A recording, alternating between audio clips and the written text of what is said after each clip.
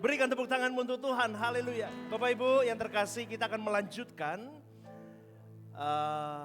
Filipi 1 ayat 21 sampai 26. Berikan judulnya. Judul hari ini adalah melepaskan dunia dan meraih Kristus. Tampilkan ayatnya, kita baca bersama. Filipi 1 ayat 26 berkata, karena bagiku hidup adalah Kristus dan mati adalah keuntungan. 22, tetapi jika aku harus hidup di dunia ini, itu berarti bagiku bekerja memberi buah. Jadi mana yang harus kupilih? Aku tidak tahu. 23, aku didesak dari dua pihak. Aku ingin pergi dan diam bersama-sama dengan Kristus.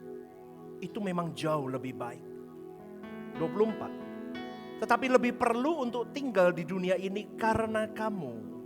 25, dan dalam keyakinan ini tahulah aku akan tinggal dan akan bersama-sama lagi dengan kamu sekalian, supaya kamu makin maju dan bersukacita dalam iman. 26, sehingga kemegahanmu dalam Kristus Yesus makin bertambah karena aku, apabila aku kembali kepada kamu. Amin. Ini pembacaan ayat kita hari ini, dan saya akan memulai dari poin yang pertama, ayat 21. Tampilkan poin pertama. Paulus menuliskan kalimat ini, karena bagiku hidup adalah Kristus dan mati adalah keuntungan. Saya mencoba merenung hal ini, saudaraku, karena Paulus ini spiritualitasnya di atas rata-rata. Ini kenapa dia bisa sampai menuliskan kalimat ini? Ini bukan main-main, saudaraku. Ini bukan hanya tulisan belaka tanpa fakta hidup. Dia tidak hanya bicara, tetapi dia memberikan contoh hidup, teladan hidup. Karena bagi Paulus, kalau saya renungkan, Kristus itu adalah isi hidupnya, tujuan hidupnya, pusat seluruh hidupnya, itu Kristus. Maka ketika dia berkata, bagiku hidup adalah Kristus, itu adalah aku mau berpikir seperti Kristus berpikir. Aku mau berperasaan seperti Kristus berperasaan. Aku mau seperti Kristus yang mengerti kehendak Bapakku. Dan ketika kalimat itu dilontarkan, Paulus mau berkata bahwa hidupku hanya untuk menyenangkan, memanjakan Bapakku saja. Seperti Kristus teladanku yang memanjakan hati Bapakku. Dan orang percaya itu dipanggil untuk mencapai keserupaan dengan Kristus itu wajib. Kalau kualitas kita tidak sampai di situ, kita terbuang, saudaraku. Karena keselamatan itu bukan hanya masuk surga, tetapi seperti minggu lalu saya sampaikan di dalam khotbah tentang Filipi juga, keselamatan itu adalah perubahan kodrat seseorang sehingga hidupnya itu sampai bisa menjadi representasi Kristus di bumi ini. Ini memang PR panjang. Dan itu tidak mudah. Kalau hari Rabu kemarin ibadah suara kebenaran juga menyinggung hal ini. Saya kalimatkan dengan hidup ini adalah proses panjang karena kita dipilih oleh Bapa, ditarik oleh Bapa, dipilih jadi umat pilihan. Tetapi kita diizinkan diberi standarnya. Standarmu Kristus. Maka sekarang kalau kamu mau masuk dalam perjamuan anak domba suatu hari nanti, kamu merajut pakaian pestamu.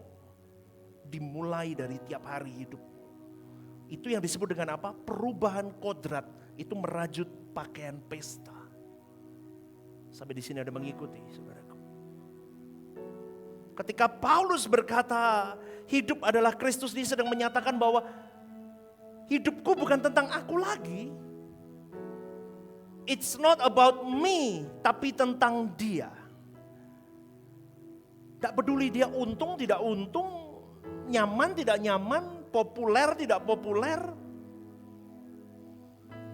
bukan dia fokus utamanya. Orang percaya begitu harusnya. Maka orang percaya yang sudah berani ambil bagian pelayanan itu sudah harus begitu, harusnya. Harus habis. Cuman yang ambil bagian pelayanan pastor, enggak, jemaat pun sama.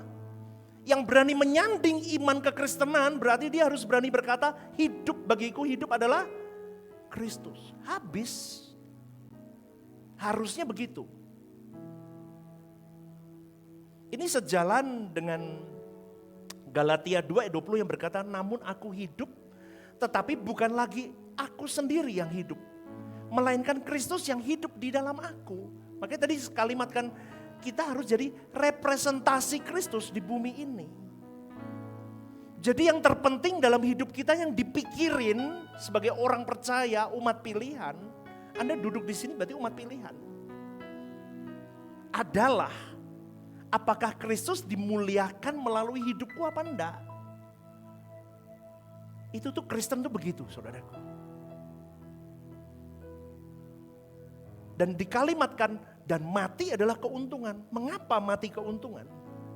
Karena bagi orang yang sudah hidup fullness untuk Tuhan, kematian itu bukan kehilangan, melainkan perjumpaan dengan pribadi yang selama ini dia cintai, dia layani, dia kagumi.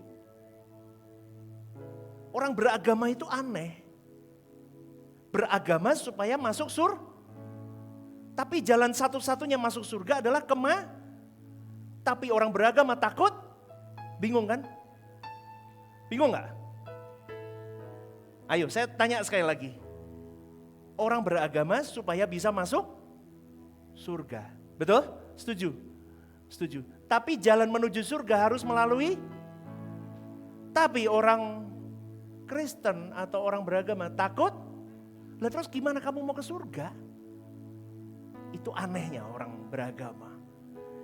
Maka saudaraku yang terkasih dalam Tuhan, kematian itu jadi keuntungan hanya bagi orang. Hanya bagi orang. Tidak semua nih.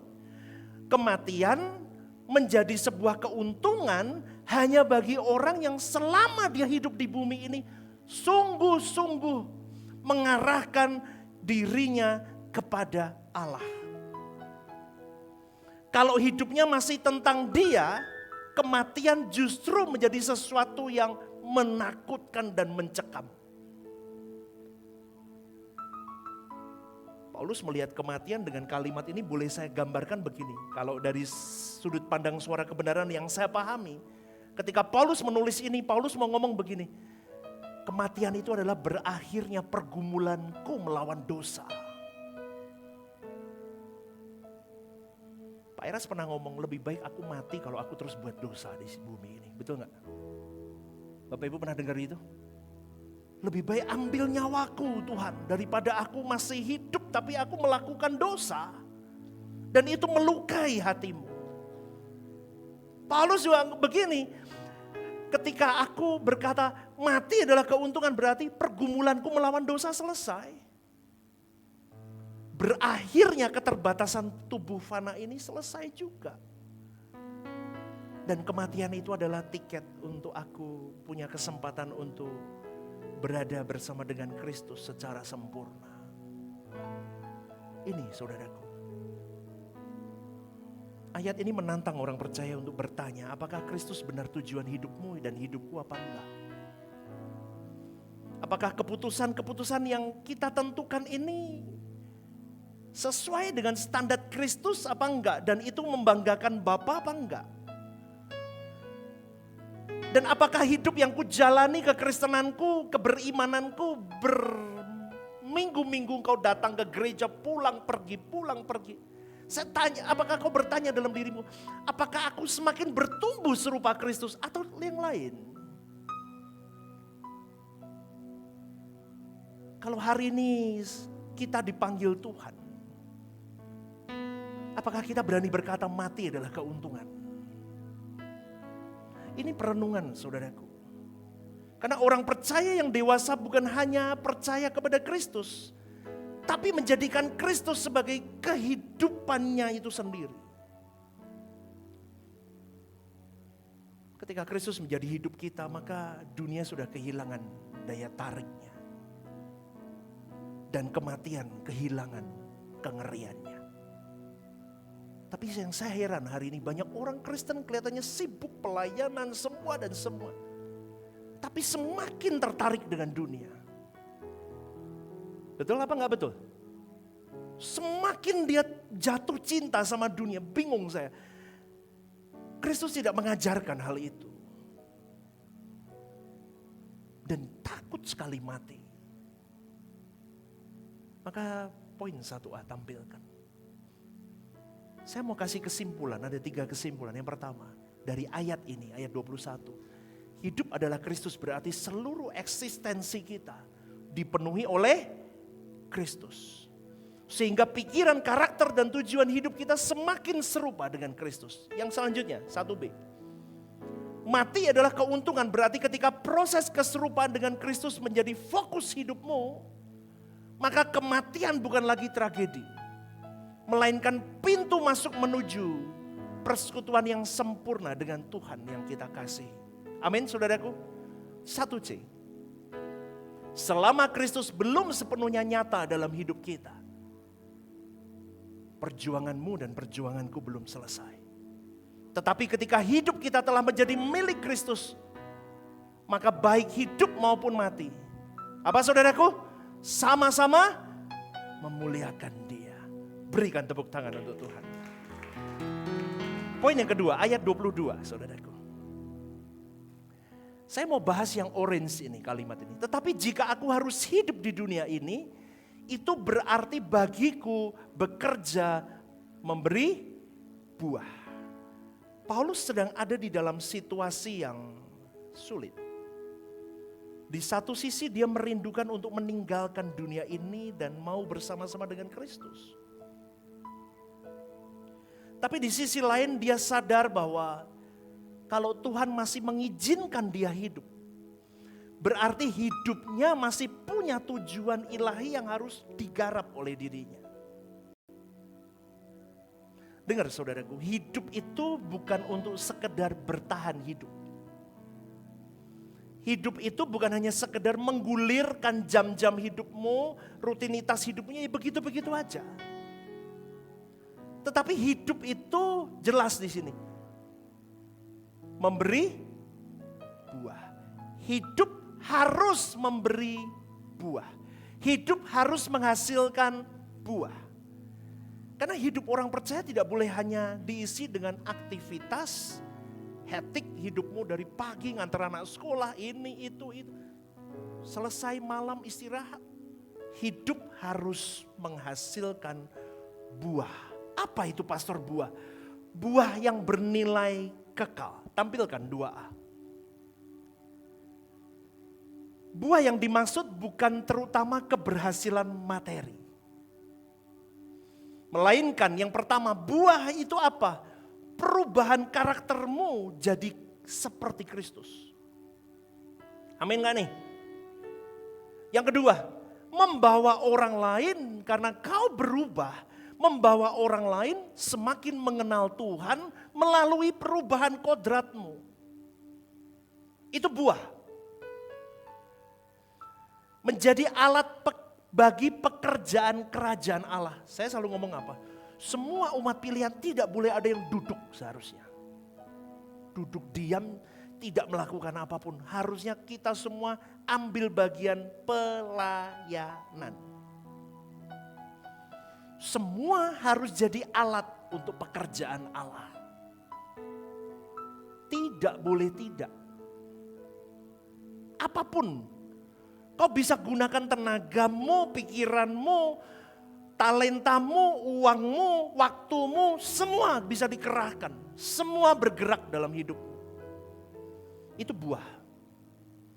Dan menghasilkan kehidupan yang menyenangkan hati Bapa. Dalam 24 jam 7 hari.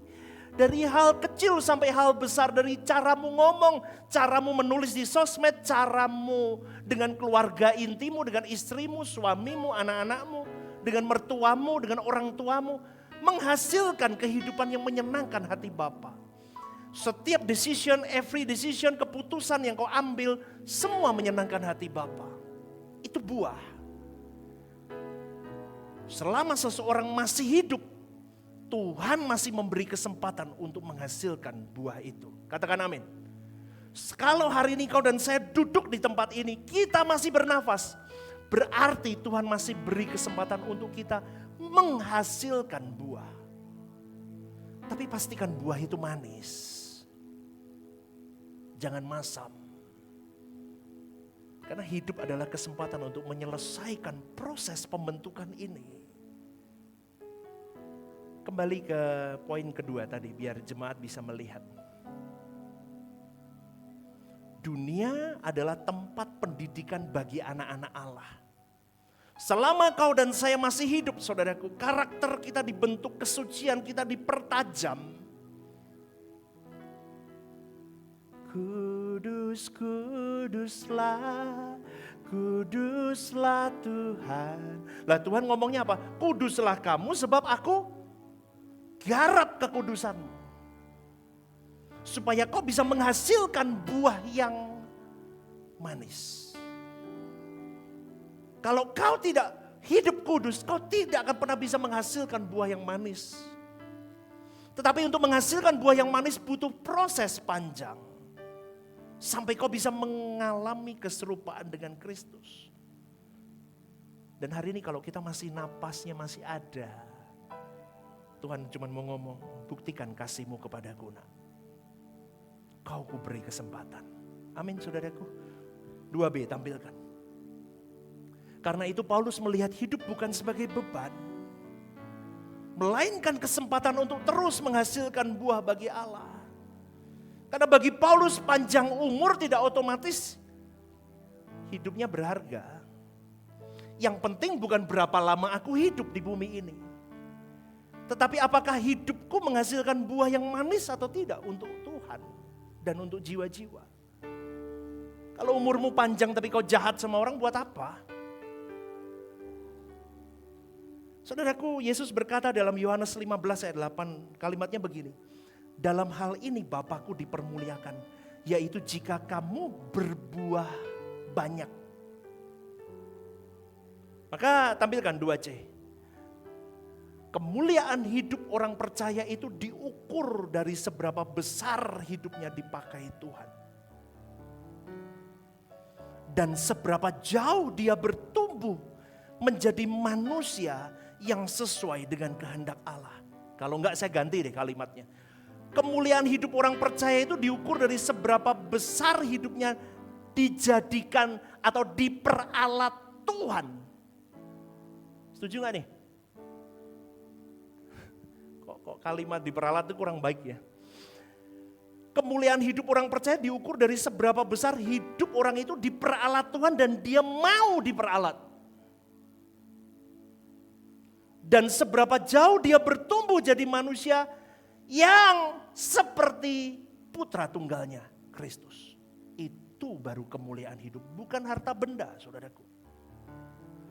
Tapi kekristenan hari ini memberikan center yang berbeda. Kau mulia kalau kau punya standar. Gereja itu mulia, pendeta itu mulia. Orang Kristen itu mulia kalau punya standar ekonomi begini, pakai ini, pakai itu. No, Kristus tidak mengajarkan itu.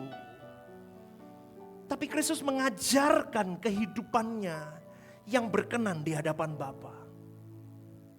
Anda masih bersama dengan saya. Berikan tepuk tangan untuk Tuhan. Senggol kiri kanannya, semangat. Ya, ini semangat sampai begini semua. Oh, ya bagus. Kita lanjut, masih 22 saudaraku. Maka kalimat ini bisa berkata begini, setiap hari, kembali poin yang kedua. Setiap hari harus bernilai kekal hidupku. Aku hidup bukan untuk diriku lagi. Kalau Tuhan masih memberi aku 1 hari lagi hidup hari ini, maka hari itu harus menghasilkan sesuatu yang bernilai bagi Tuhan dan jiwa-jiwa. Katakan amin. Kita begitu harusnya. Kalau aku besok Senin masih diizinkan Tuhan buka mata. Aku harus menghasilkan sesuatu di hari Senin besok. yang bernilai bagi kerajaan Allah dan bagi jiwa-jiwa yang kutemui. Jadi pertanyaannya bukan apa yang bisa aku nikmati hari ini, bukan. Tetapi buah apa yang aku hasilkan bagi Tuhan hari ini. Mengikuti gak saudaraku? Ini kekristenan. Ini cara pandang orang yang sudah mature, dewasa, mengerti apa yang Bapak mau. Paulus itu cerdas sekali loh, saya sampai heran-heran. Kok bisa orang secerdas ini? Kalau buat khotbah begini tidak gampang saudaraku. Kita mencoba mengerti kenapa Paulus kok bisa begitunya. Maka kalimat ini, tetapi jika aku harus hidup di dunia ini, itu berarti bagiku bekerja memberi buah. Itu artinya begini, tampilkan 2D. Saya mau simpulkan begini saudaraku. Orang percaya tidak boleh hanya menghitung berapa lama dia hidup. Tetapi harus memastikan apa? Bahwa hidupnya terus menghasilkan buah yang bernilai. Bukan buah yang busuk. Kamu jadi Kristen puluhan tahun jangan busuk terus buahmu. Kita harus punya buah yang bernilai, yaitu yang ranum, yang manis. Yaitu hidup keserupaan dengan Kristus. Perubahan kodrat yang terus kita asah dalam diri kita. 2E tampilkan. Kalimat selanjutnya yang akan saya soroti. Jadi mana yang harus kupilih? Aku tidak tahu. Paulus ngomong begini maksudnya apa? Dia sedang menyatakan bahwa baik hidup maupun mati, aku udah nggak sibuk lagi. Aku nggak urusan tentang diriku lagi. Karena aku hidup bukan untuk kepentinganku. Ini kalimat ini menunjukkan bahwa Paulus sampai di titik penyerahan diri tertinggi yang luar biasa dalam hidupnya. Kalau aku hidup, aku harus bisa melayani Tuhan dan menghasilkan buah. Kalau aku mati, aku akan bertemu dengan Kristusku. Kedua-duanya adalah keuntungan bagiku. Wah, kalau kita kan maunya kan hidup, mati gak mau kan? Halo? Loh Bapak Ibu jujur. Kalau kita maunya bagiku hidup adalah Kristus, aku berjuang. Mati adalah keuntungan, gak mau mati. Tapi beda dengan si Paulus ini. Maka kalau dari kalimat ini ya saudaraku ya. Ini pelayan Tuhan yang tidak punya ambisi Paulus ini. Ini loh yang harus dicontoh saudaraku. Ini yang berkenan di hadapan Allah. Kamu melayani bukan untuk kau, bukan untuk gagah, bukan. Paulus ini memberi gambaran. Semakin seseorang mengasihi Allah, semakin dia tidak terikat pada dunia ini. Hatinya mulai lepas dari dunia. Jadi mana yang kupilih? Aku hidup harus untuk Tuhan, mati pun bersama Tuhan. Coba kalau orang terikat sama dunia gak mau. Karena masih mencintai dunia. 2F tampilkan, jangan salah paham loh ya. Kalimatnya begini 2F. Paulus tidak benci kehidupan di bumi. Jangan salah. Bukan dia mau artinya udah deh aku mati aja, enggak loh. Paulus tidak membenci kehidupan di bumi, tapi dia juga tidak menggantungkan kebahagiaannya pada dunia. Ia telah menemukan kepenuhan di dalam Kristus. Maka kalimat ini boleh dikatakan lagunya Pak Eras yang berkata, suka-sukamu Tuhan, itu betul di sini. Ngerti enggak? Ngerti enggak saudaraku? Mau hidup puji Tuhan, aku tetap berbuah, mati pun puji Tuhan. Aku bersama dengan Kristus. Beri tepuk tangan untuk Tuhan. Anda masih bersama dengan saya? Masih aman ya? Oke, kita lanjut.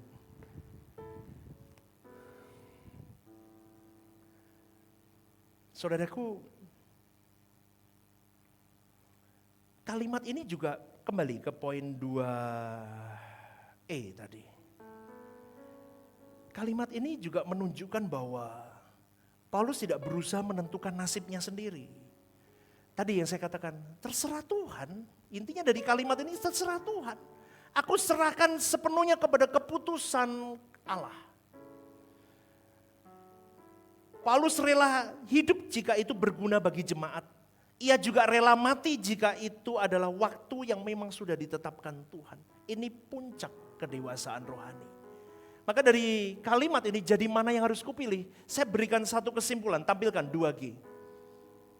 Oh sorry, 2F ada ya? Oh sudah tadi 2G, ya 2G. Bagi Paulus, hidup berarti melayani Kristus, mati bersama Kristus, karena itu yang terpenting bukanlah pilihannya sendiri, melainkan kehendak Allah yang paling memuliakannya. Ini loh hati seorang hamba yang sudah kehilangan kepentingan pribadi dan menjadikan Allah sebagai satu-satunya alasan hidupnya. Saya lihat Paulus begini saudaraku, saya kadang masih malu lihat hidup saya. Ternyata masih banyak yang kau pegang, Stephen. Kalau saya Bapak Ibu nyanyi tadi di awal itu kan saya di ruangan saya. Saya kan bisa lihat Bapak Ibu di CCTV. Ada yang nyanyi begini, saya tahu semua Bapak Ibu. Kelihatan mimik muka kalian. Ya, ada yang mendelik begini aja, ada. Ya itu saya tahu semua. Dulu, ini saya masih berproses. Kalau jemaat yang datang sepi saya sedih.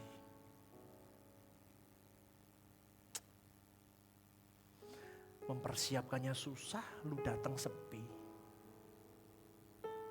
Ngerti Bapak Ibu ya? Kan ngerti kan rasanya. Tapi sekarang enggak loh. Karena kamu bukan milikku. Ini bukan milikku, ini milik Tuhan. Ini proyek bukan milik saya. Ini proyeknya Tuhan. Beberapa minggu lalu di dalam Filipi 1 ini juga diajarkan bahwa Paulus mengajarkan kepada saya pribadi dari kalimat yang saya tulis sendiri bahwa Paulus di penjara itu Paulus tidak merasa gagal.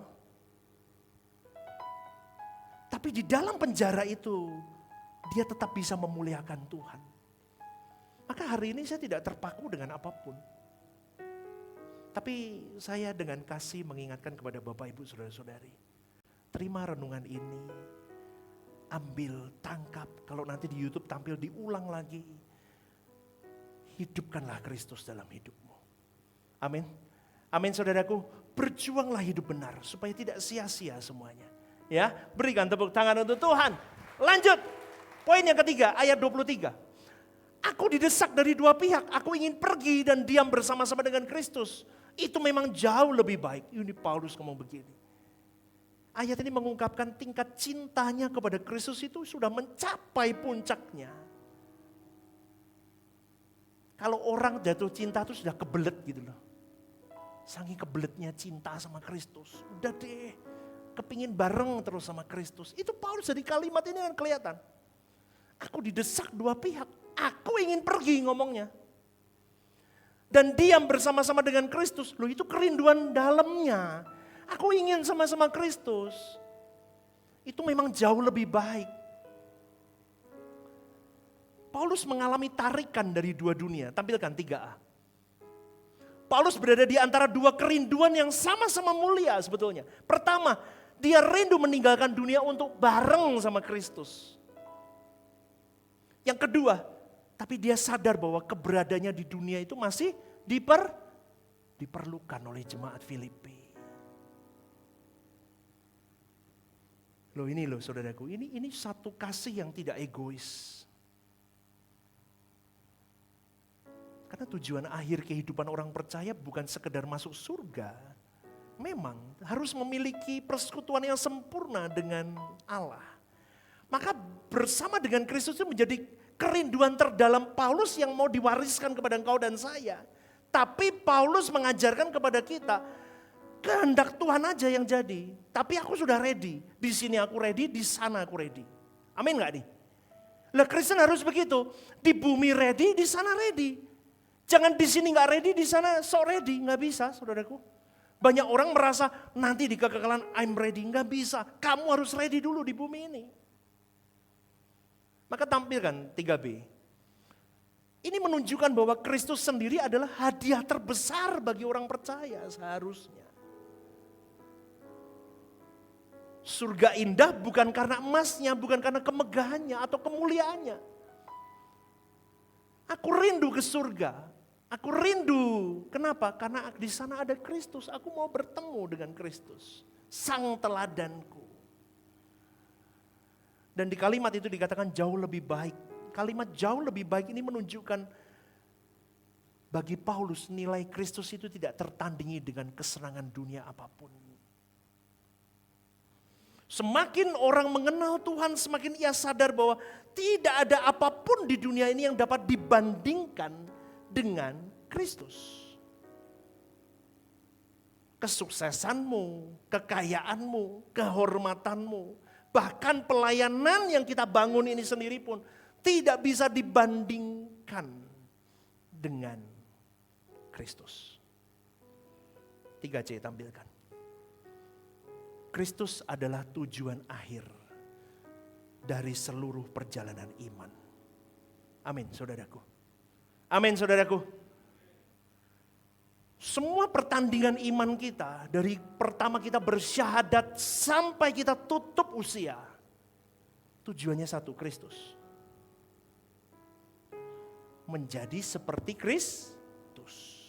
Maka Kristus adalah tujuan akhir dari seluruh perjalanan iman. Bukan kesuksesan dunia.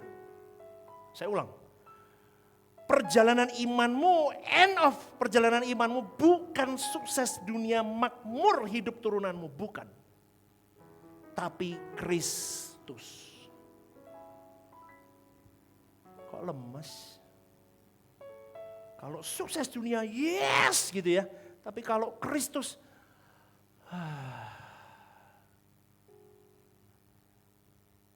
ayat ini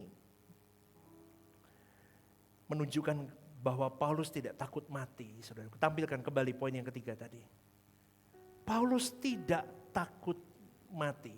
Poin yang ketiga ya, sudah ya? Ya, oke. Paulus tidak takut mati. Dia siap pulang. Kenapa? Karena dia telah hidup bagi Kristus selama dia hidup. Orang kalau besok tes, kalau selama ini dia sudah mencicil, sudah belajar, dia gak takut hari besok tes. Tapi kalau seorang anak tidak pernah belajar, tiba-tiba ada tes dadakan, wah orang itu pasti bingung. Sama dengan kehidupan kita, Paulus mengajarkan kepada kita bahwa selama aku hidup bagi Kristus. Maka mau mati, mau hidup, aku ready. Orang yang sepanjang hidupnya mengejar dunia akan sulit melepaskan dunia, saudara. Percayalah. Percayalah. Tetapi orang yang hidup untuk Tuhan, dia akan memandang kematian sebagai jalan menuju perjumpaan pribadi dengan Kristus dan Bapa. Itu lebih dari segalanya. 3D. Kesiapan menghadapi kematian. Dengarkan baik-baik. Lahir dari kehidupan yang setiap hari. Katakan bersama, setiap hari. 1, 2, 3. Setiap hari dibangun dalam hubungan yang intim dengan Tuhan. Bukan setiap minggu loh. Bukan setiap minggu, setiap Rabu. Tapi setiap hari. Punya keintiman dengan Tuhan. Dan ayat ini juga kembali ke poin yang ketiga. Ayat ini juga menunjukkan kualitas kasih Paulus kepada Kristus.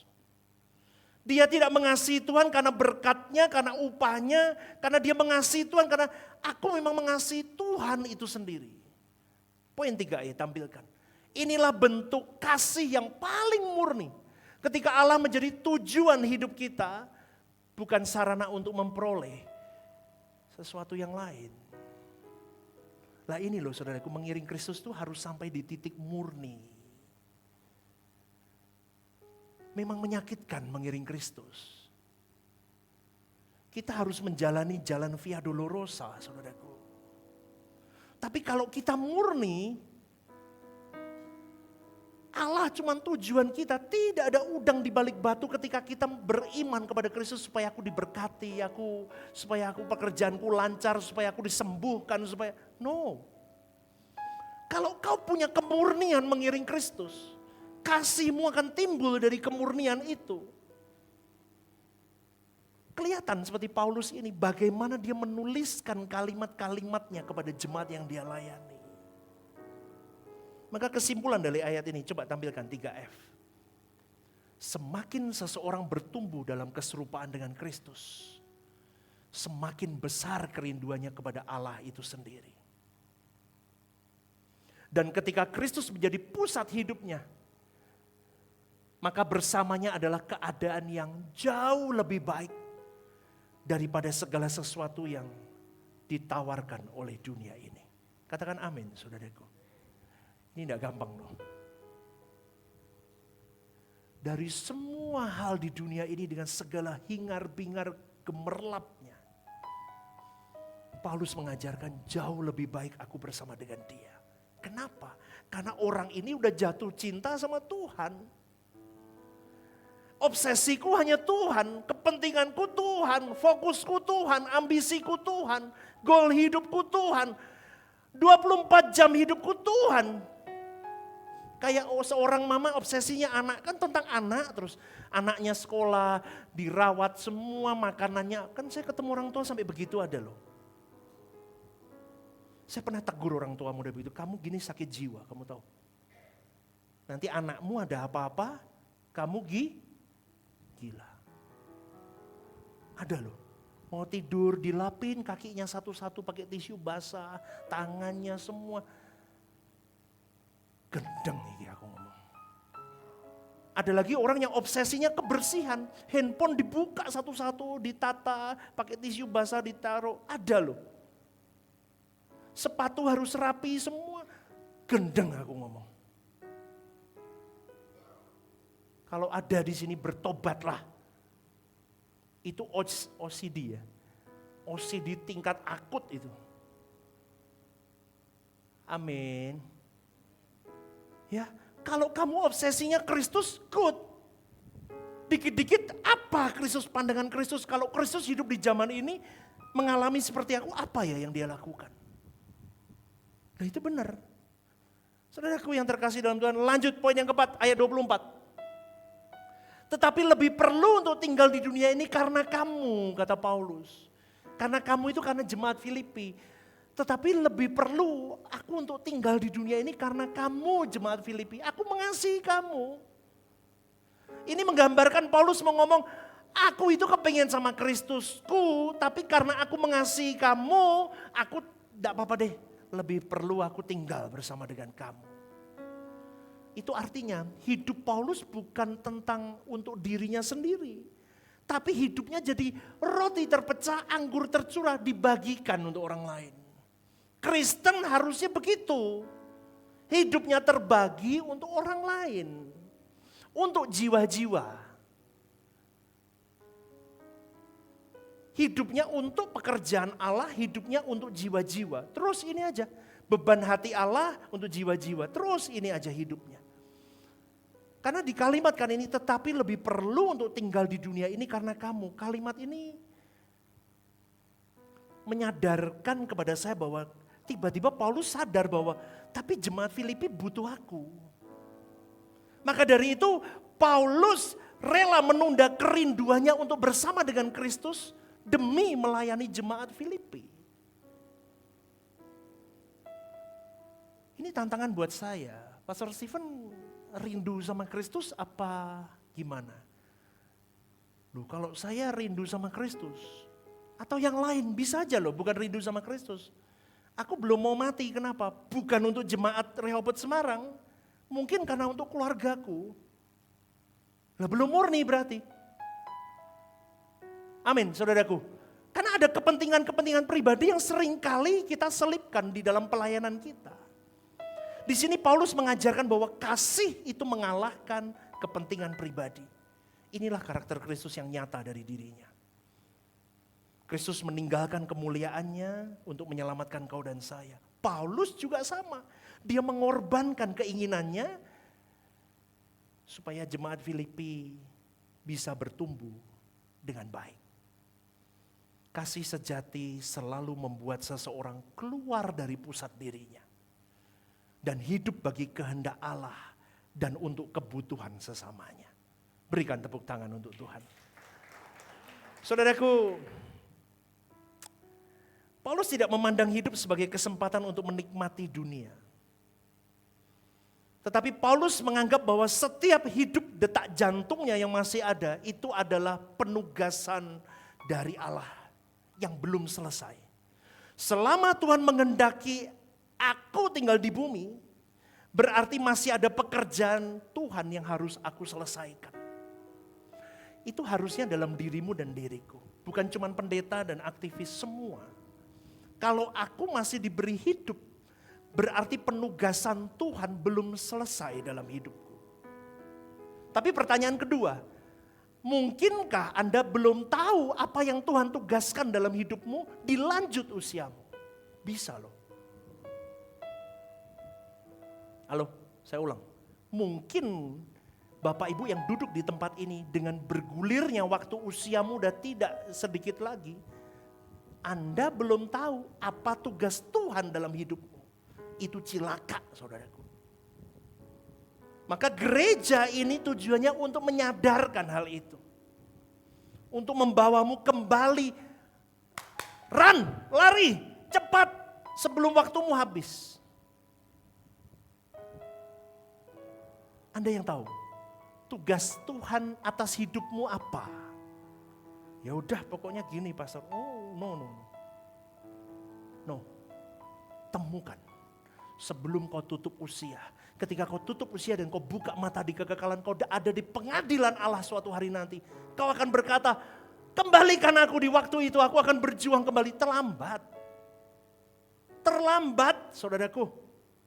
Mumpung hari ini ada seorang manusia, seorang laki-laki muda yang berdiri sebagai pendeta di sini berteriak, kembalilah bertobat, dengarkan, buka hatimu. Bertobatlah. Saya tidak mencari keuntungan atas dirimu, tapi saya cari jiwamu, bawa ke Tuhan. Amin saudaraku. Berjuanglah. Saya berjuang. Dan saya rindu melalui pengajaran surat Filipi ini, apa yang diteladankan Paulus kepada kita. Itu menjadi sebuah greget yang membuat kita untuk, aku harus bisa kayak Paulus. Paulus itu orang bejat dulu, bunuh banyak orang Kristen. Dia benci Yesus. Semua pengikut Yesus habisi sama dia. Betul Bapak Ibu? Ketika dia masih mengenakan nama Saulus, dia orang anti Kristus. Tapi setelah dia bertemu dengan Kristus itu sendiri, dia natal dengan Kristus, dia berubah jadi Paulus. Lihat betapa dia cintanya sama Kristus. Dia tahu jalan satu-satunya menuju kepada Bapa Elohim Yahweh, Kristus, tidak ada yang lain. Tidak ada yang lain. Maka jangan fans sama pendeta siapapun. Fans sama Kristus. Supaya kau bisa sampai kepada Bapamu. Beri tepuk tangan untuk Tuhan. Tampilkan 4A. Ada tugas yang belum selesai. Karena itu hidup bukan sekedar hak yang dinikmati. Melainkan amanat yang harus dipertanggungjawabkan. Ini di foto nih. Tempelin di foto nih. Di foto ini. Ini di foto. Hidup itu bukan sekedar hak. Hakku menikmati hidup. Enggak. Kamu dan saya ini orang ditebus, budak. Tidak punya hak apapun selain untuk dia. Amin. Jangan merasa punya hak. Ingat, hidup itu adalah amanat. Amanat itu tugas penting. Tugas mulia, tugas agung. Yang harus suatu hari kita pertanggungjawabkan ke Tuhan. Ini Bapa, aku udah selesai tugasku.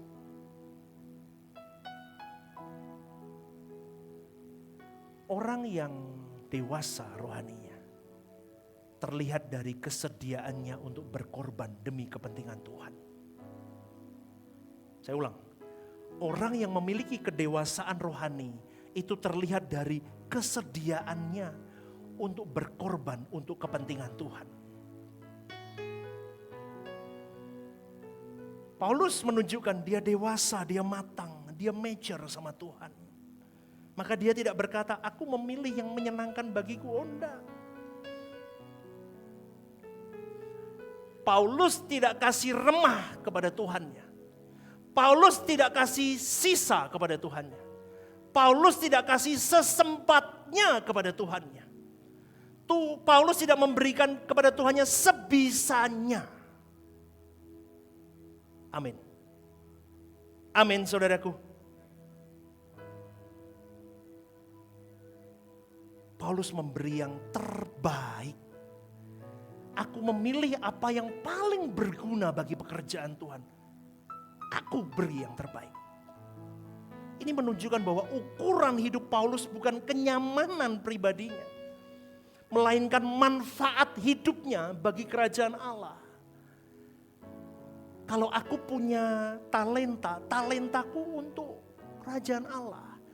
Mereka main di sini bukan untuk Anda. Mereka main di sini untuk Allah. Amin. Saya berkhotbah di sini bukan untuk Anda saja, untuk mempengaruhi jiwamu berubah. Tapi intinya adalah firman ini menghajar saya dulu ke Tuhan. Pedang bermata dua. Saya khotbah itu mengkhotbahi saya sendiri sebetulnya. Tapi Anda ikut mendengar.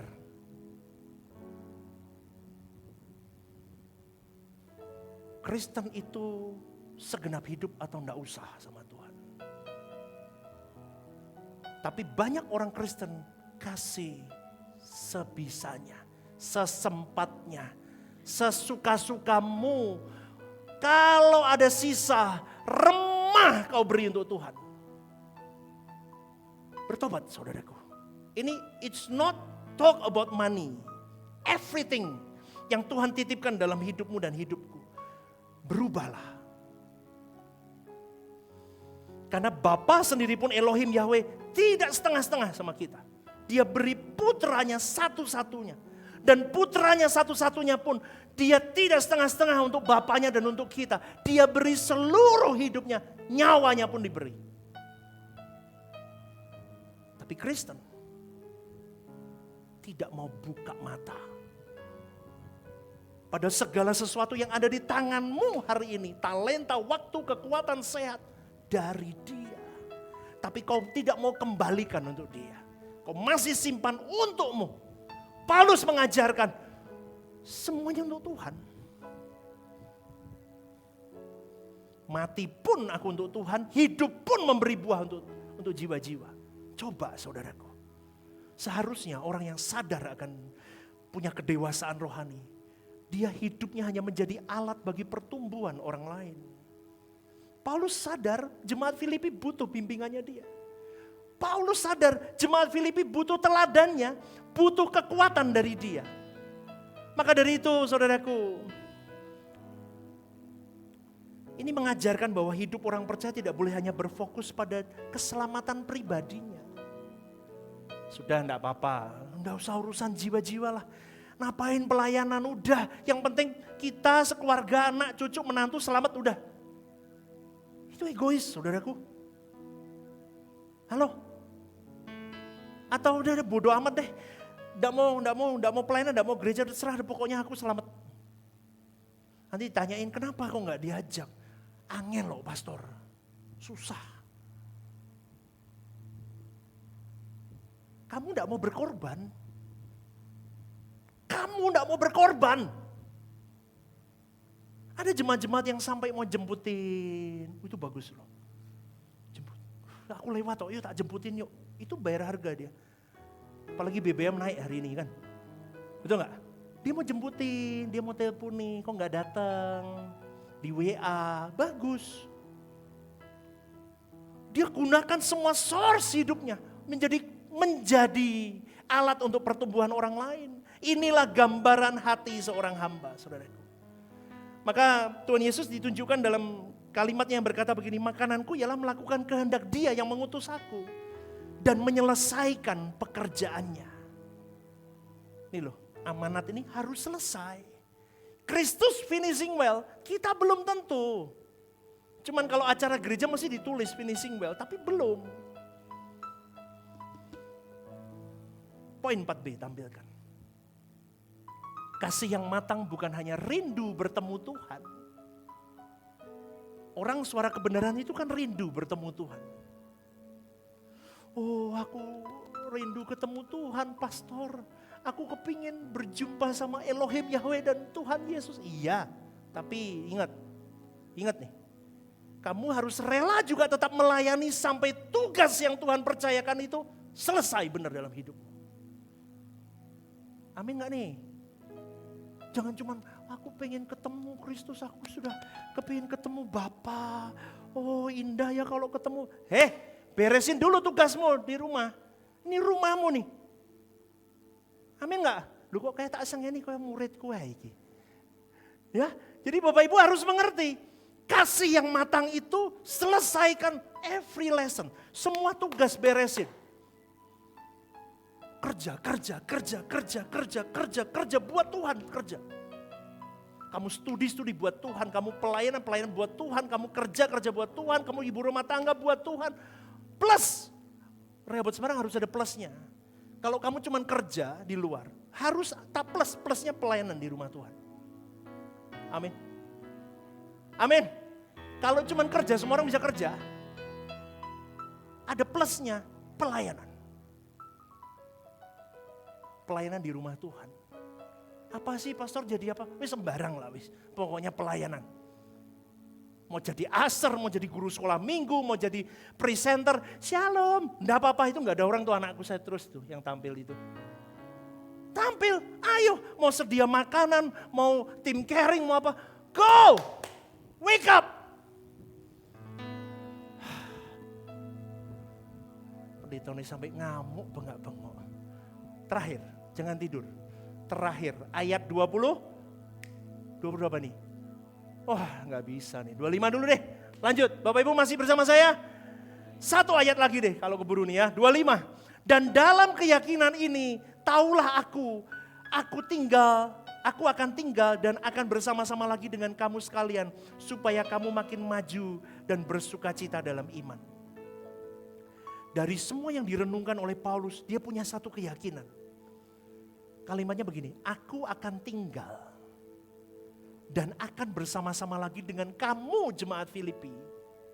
Supaya kamu makin maju imanmu kepada Kristus dan semakin bersukacita dalam imanmu kepada Kristus. Paulus menyadari bahwa keberadaannya masih diperlukan jemaat Filipi untuk membimbing, membangun dan membawa jemaat ini semakin dewasa. Orang dewasa rohani pasti hidupnya untuk membangun orang lain. Bagaimana dengan Anda? Saya tidak tahu. Tapi saya rindu melalui renungan ini, Bapak Ibu mulai menyadari aku harus hidup membangun hidup orang lain. Karena kita akan melihat diri kita sebagai alat Tuhan untuk menolong orang lain bertumbuh. Makanya cepatlah bertumbuh. Anda tiap minggu dapat pengajaran begini, renungkan. Replay didengerin. Terapkan, coba bertahap minta tuntunan Roh Kudus.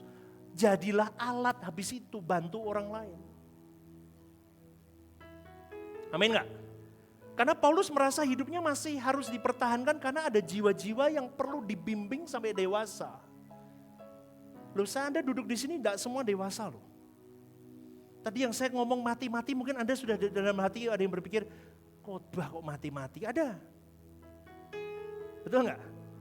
Ini Kristen apa sih? Ini kok mati-mati terus? Loh, tapi ada. Maka sekali lagi saudaraku, kalimat tadi dikatakan poin yang kelima tampilkan ya. Ya nih, ada kalimat makin maju. Sekalian supaya kamu makin maju. Kalimat makin maju berarti bertumbuh menuju keserupaan Kristus lebih. Tugas Paulus itu membimbing jemaat Filipi untuk semakin serupa dengan Kristus. Untuk mengagumi Kristus. Untuk mengkloning Kristus. Stephen Lim membawa jemaat Rehoboth Semarang untuk mengagumi Kristus, bukan Stephen Limnya. Amin. Untuk mengkloning Stephen Lim, nggak boleh loh. Ya, Stephen Lim satu aja, mengkloning Kristus. Itu harusnya makin maju, artinya itu bertumbuh semakin serupa Kristus. supaya jemaat di sini dan di Filipi semakin kenal siapa Allah. Semakin dia mematikan, menyembelih manusia lamanya.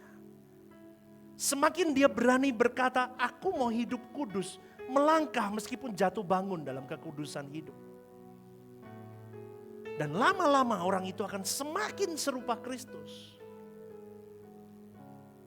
Paulus ingin jemaat Filipi punya cerita cinta sama Tuhannya itu sampai di titik tertinggi seperti dia punya cerita cinta sama Tuhan. Saya juga punya cerita cinta saya sama Tuhan dan saya rindu jemaat Rehoboth Semarang yang dengar khotbah begini. Punya kerinduan untuk merajut cerita cintamu sama Tuhan mulai hari ini. Go, wake up dan kau jalan punya rajutan cinta sama Tuhan.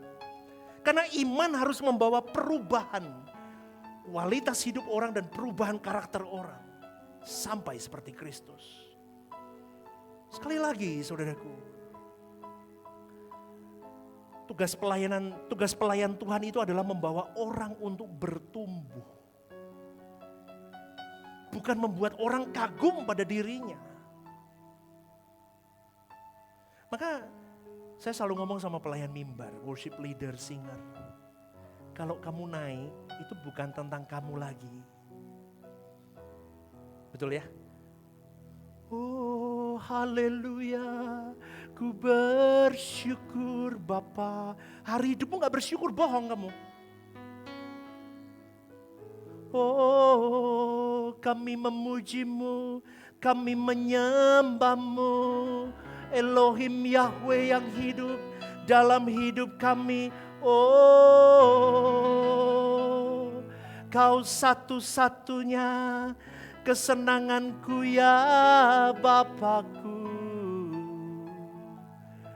Oh haleluya, haleluya. Tapi hari hidup gak begitu, bohong. Kamu sedang ambil simpati jemaat untuk mengatakan keren penyembahanmu.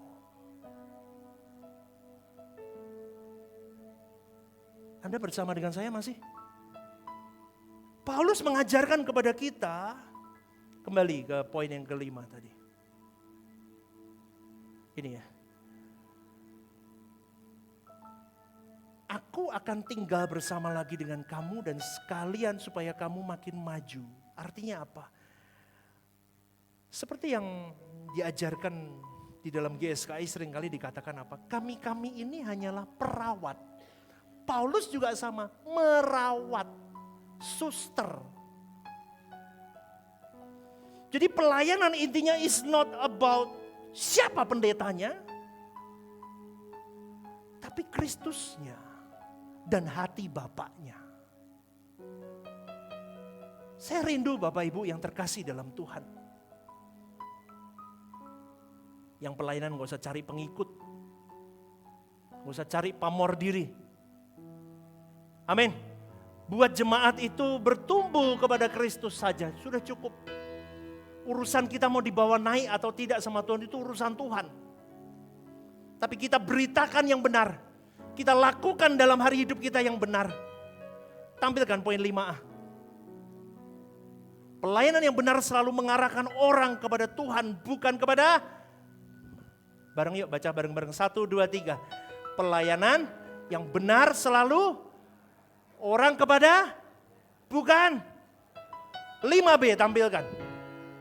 5B. Keberhasilan seorang pelayan Tuhan bukan diukur dari popularitasnya. Berapa likes Instagramnya, berapa subscribernya, bukan. Tetapi dari seberapa jauh orang-orang yang dilayaninya bertumbuh serupa dengan Kristus. Berikan tepuk tangan untuk Tuhan. Maka kalimat ini saudaraku, boleh saya katakan begini, hidup yang bernilai yang Paulus ajarkan dari ayat poin yang kelima ini. Hidup yang bernilai adalah hidup yang membuat orang lain bertumbuh. Tuhan tidak mempertahankan hidup kita hanya untuk menikmati berkat-Nya, tetapi juga agar kita menjadi sarana pertumbuhan bagi orang lain. Maka kita harus menguatkan yang lemah, menghibur yang putus asa, menuntun yang mungkin tersesat, dan menjadi teladan kehidupan yang benar. Semua yang ambil bagian pelayanan, semua jemaat yang duduk di tempat ini harus menjadi teladan. Bukan telatan loh saudaraku. Halo, telatan sama teladan beda. Kalau telatan itu suka terlambat. Kalau teladan itu menjadi contoh yang bisa kenapa orang ini masih bisa melayani dengan sukacita, hidupnya begitu. Poin 5C. Hidup yang paling bernilai bukanlah hidup yang menghasilkan banyak keuntungan bagi diri sendiri. Tetapi hidup yang dipakai Tuhan untuk membuat orang lain semakin maju, menuju keserupaan dengan Kristus. Dan mengalami sukacita yang lahir dari hubungan yang benar dengan Allah. Saudaraku, baca sekali lagi yuk, kita baca sekali lagi. Ini kalimat penutup.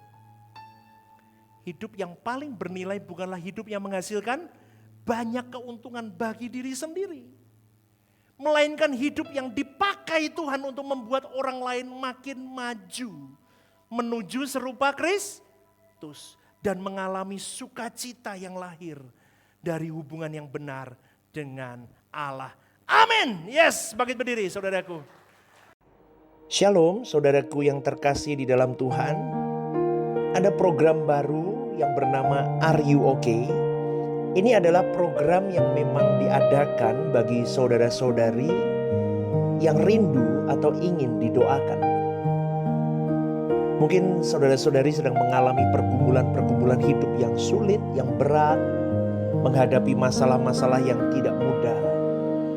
Saudara-saudari bisa klik di formulir online yang tertera atau scan barcode di situ.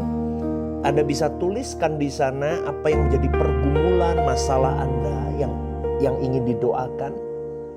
Tujuannya satu, Anda tidak merasa sendiri. Saya sendiri akan mendoakan beserta tim yang akan menangani ini. Saya akan mendoakan di dalam mesbah-mesbah doa kami. Tujuannya satu, supaya saudara-saudari merasa ada yang support, tidak sendirian berjalan menghadapi beratnya kehidupan. Ini kerinduan saya, kita berbagi kasih secara nyata. Dan kiranya program baru ini bisa menjadi berkat untuk kita semua. Tuhan Yesus memberkati.